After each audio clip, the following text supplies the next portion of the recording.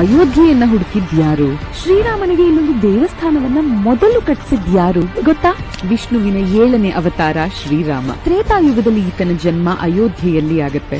ರಾಮ ಜನ್ಮಭೂಮಿ ಅಯೋಧ್ಯೆಯಲ್ಲಿ ನಿರ್ಮಾಣವಾಗಿರೋ ಅಭೂತಪೂರ್ವ ದೇವಸ್ಥಾನ ನಮ್ಮೆಲ್ಲರ ಹೆಮ್ಮೆ. ಆದ್ರೆ ಬಲ್ಲಮೂಲಗಳ ಪ್ರಕಾರ ಶ್ರೀರಾಮನ ಜನ್ಮಭೂಮಿ ಇದೆ ಅಂತ ಮೊದಲಿಗೆ ಕಂಡುಹಿಡಿದಿದ್ದು 1ನೇ ಶತಮಾನದ ರಾಜ ವಿಕ್ರಮಾದಿತ್ಯ.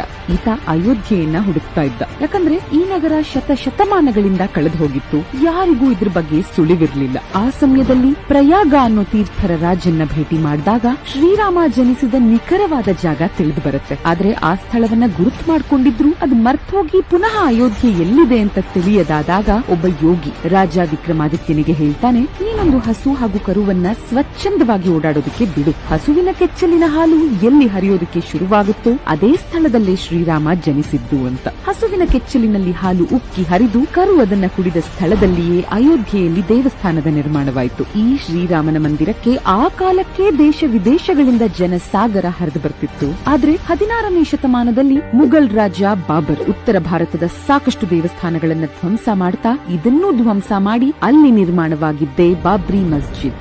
ಅಯೋಧ್ಯೆಯನ್ನ ಹುಡುಕಿದ್ಯಾರು? ಶ್ರೀರಾಮನಿಗೆ ಇಲ್ಲೊಂದು ದೇವಸ್ಥಾನವನ್ನ ಮೊದಲು ಕಟ್ಟಿಸಿದ್ಯಾರು ಗೊತ್ತಾ? ವಿಷ್ಣುವಿನ 7ನೇ ಅವತಾರ ಶ್ರೀರಾಮ. ತ್ರೇತಾಯುಗದಲ್ಲಿ ಈತನ ಜನ್ಮ ಅಯೋಧ್ಯೆಯಲ್ಲಿ ಆಗತ್ತೆ.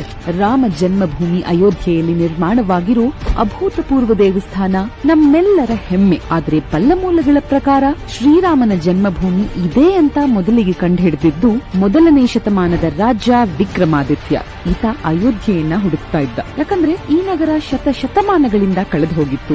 ಯಾರಿಗೂ ಇದ್ರ ಬಗ್ಗೆ ಸುಳಿವಿರ್ಲಿಲ್ಲ. ಆ ಸಮಯದಲ್ಲಿ ಪ್ರಯಾಗ ಅನ್ನೋ ತೀರ್ಥರ ರಾಜನ್ನ ಭೇಟಿ ಮಾಡಿದಾಗ ಶ್ರೀರಾಮ ಜನಿಸಿದ ನಿಖರವಾದ ಜಾಗ ತಿಳಿದು ಬರುತ್ತೆ. ಆದ್ರೆ ಆ ಸ್ಥಳವನ್ನ ಗುರುತು ಮಾಡ್ಕೊಂಡಿದ್ರು ಅದು ಮರ್ತೋಗಿ ಪುನಃ ಅಯೋಧ್ಯೆ ಎಲ್ಲಿದೆ ಅಂತ ತಿಳಿಯದಾದಾಗ ಒಬ್ಬ ಯೋಗಿ ರಾಜ ವಿಕ್ರಮಾದಿತ್ಯನಿಗೆ ಹೇಳ್ತಾನೆ, ನೀನೊಂದು ಹಸು ಹಾಗೂ ಕರುವನ್ನ ಸ್ವಚ್ಛಂದವಾಗಿ ಓಡಾಡೋದಕ್ಕೆ ಬಿಡು. ಹಸುವಿನ ಕೆಚ್ಚಲಿನ ಹಾಲು ಎಲ್ಲಿ ಹರಿಯೋದಕ್ಕೆ ಶುರುವಾಗುತ್ತೋ ಅದೇ ಸ್ಥಳದಲ್ಲೇ ಶ್ರೀರಾಮ ಜನಿಸಿದ್ದು ಅಂತ. ಹಸುವಿನ ಕೆಚ್ಚಲಿನಲ್ಲಿ ಹಾಲು ಉಕ್ಕಿ ಹರಿದು ಕರು ಅದನ್ನ ಕುಡಿದ ಸ್ಥಳದಲ್ಲಿಯೇ ಅಯೋಧ್ಯೆಯಲ್ಲಿ ದೇವಸ್ಥಾನದ ನಿರ್ಮಾಣವಾಯಿತು. ಈ ಶ್ರೀರಾಮನ ಮಂದಿರಕ್ಕೆ ಆ ಕಾಲಕ್ಕೆ ದೇಶ ವಿದೇಶಗಳಿಂದ ಜನಸಾಗರ ಹರಿದು ಬರ್ತಿತ್ತು. ಆದ್ರೆ 16ನೇ ಶತಮಾನದಲ್ಲಿ ಮುಘಲ್ ರಾಜ ಬಾಬರ್ ಉತ್ತರ ಭಾರತದ ಸಾಕಷ್ಟು ದೇವಸ್ಥಾನಗಳನ್ನ ಧ್ವಂಸ ಮಾಡ್ತಾ ಇದನ್ನೂ ಧ್ವಂಸ ಮಾಡಿ ಅಲ್ಲಿ ನಿರ್ಮಾಣವಾಗಿದ್ದೇ ಬಾಬ್ರಿ ಮಸ್ಜಿದ್.